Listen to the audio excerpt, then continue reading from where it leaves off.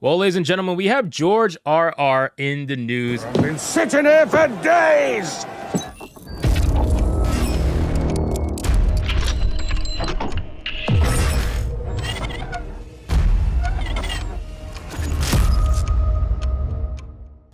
When we're talking about George R.R. Martin, he falls into that category of, yes, you know he's woke. Yes, you know he says the stupid stuff on Twitter that all these people are saying, all these other celebrities. You know that he's in that camp.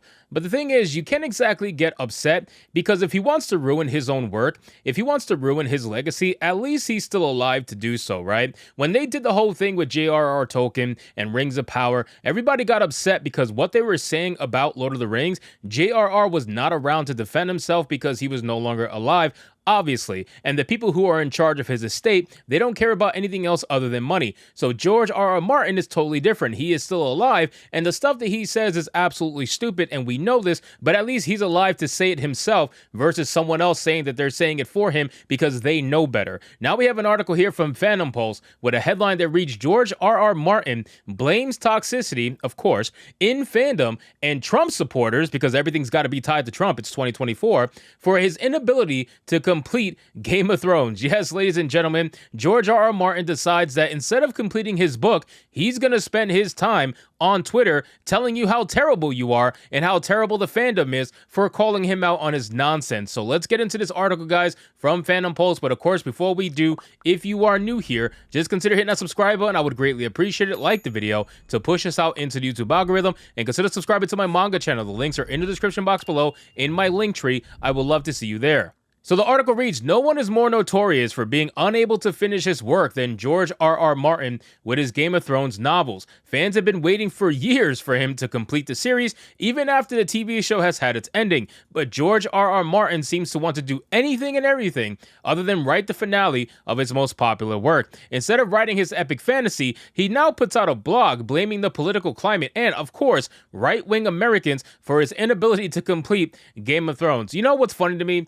What's funny to me is that these people live in absolutes, right? And you all know who lives in absolutes, ladies and gentlemen, if you catch my reference. But these people live in absolutes. They think of the world as either one thing or the other. So basically, everybody who agrees with them are progressive. They're Democrat voters. They're liberals. Anybody who disagrees with them, there is no such thing as nuanced thought. It is only your right wing or your left wing, and that's it. That's what these psychopaths think of. That's how they believe the entire world is to be. And it's the weirdest thing because I talk to people all the time. I have conversations with all different kinds of people who are neither complete right or neither complete left. And when you talk to them, you realize that most people in this country, or probably in this world, fall somewhere in the middle. They might slightly lean one way or the other, but for the most part, they're pretty damn near close to the middle. But in people like this, like George R.R. Martin, everything is in absolutes. You have to be either extreme left or you have to be extreme right. And if you disagree with him, that automatically makes you right wing. So it says he opened his blog by having written New Year's blogs before with an ominous opening that speaks nothing of the work that he's attempting to accomplish. He says 2023 was a nightmare of a year for the world and the nation, and for me and mine, both professionally and personally. I am very glad that it is over. Unfortunately, so far, 2024 looks to be even worse. Now, we knew 2024 was going to be insane. Look at what's happening, and it was only 1 month, right? All the stuff that has happened this year so far, and we just started February. So you already knew right off the bat that it was going to be insanity what's happening in this world. And I do agree with him. 2024 is absolutely worse. But what he considers worse is the fact that people are rising up, right? People are starting to talk out against this nonsense. People are not really staying quiet too much anymore. And he's going to blame toxic fandom. So let's read about it. It says it's often the case with the social justice warrior in Hollywood and the publishing industry that they blame the current year and obfuscate with their lack of productivity. The truth is most of these so-called professionals are terminally online, which is exactly, by the way,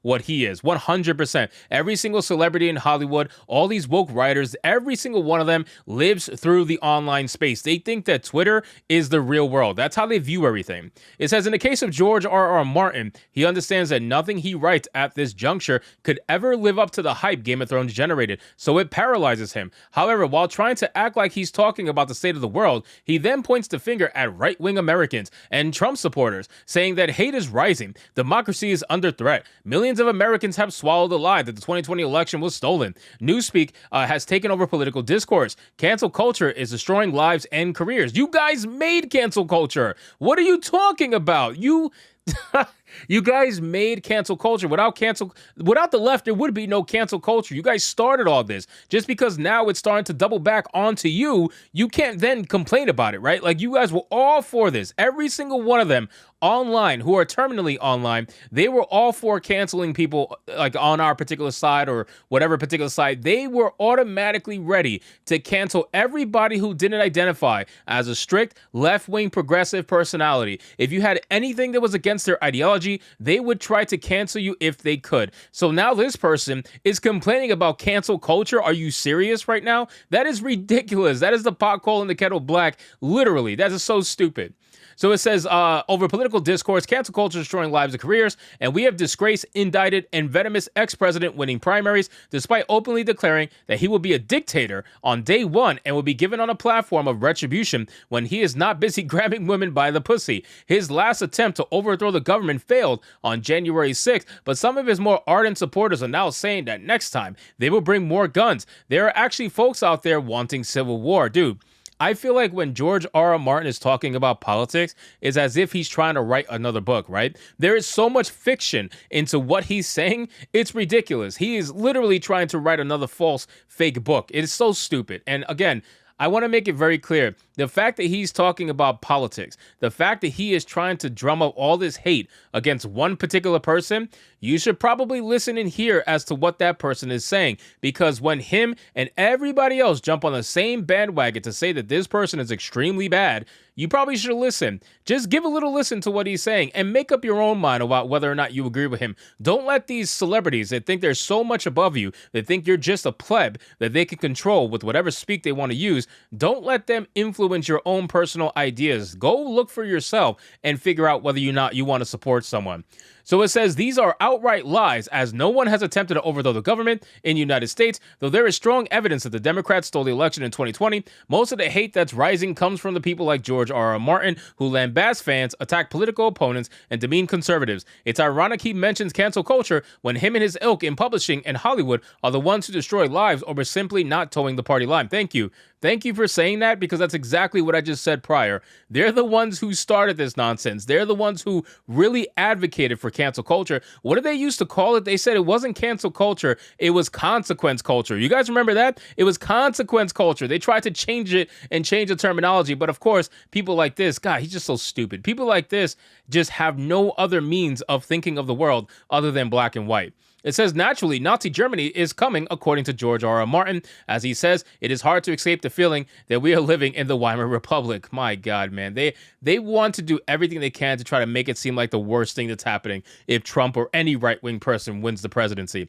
It says the leftists control the media, the government, the schools, and the entertainment propaganda. Game of Thrones even published pornographic LGBTQ agendas on television under the guise of fantasy. And yet someone like George R.R. Martin will never admit that the policies he advocates for are the ones that fail. Well, it's not just him either. People like George R.R. Martin, they will never, ever admit that they are wrong. They will never admit when something that they advocated for, something that they heavily pushed, they will never admit when it fails, and they will never admit that they were wrong. It's just not going to happen. They are always failing upward. They are always the ones who are right. And if anybody else does something wrong, then clearly it's because they disagreed with them in the first place, and that's it. It's the most stupid thing. So expecting George R.R. Martin to ever admit that he was wrong, just deal with it. It's not coming, ladies and gentlemen. You're more likely to see pigs fly than you are to see someone like George R.R. Martin admit he was wrong. So anyway, guys, thank you so much for watching this video. I hope you did enjoy it. And if you did, consider leaving me a subscribe. I would greatly appreciate it. Don't forget to like the video, comment, let me know what you thought, and I'll see you guys on the next one. Hypnotic out.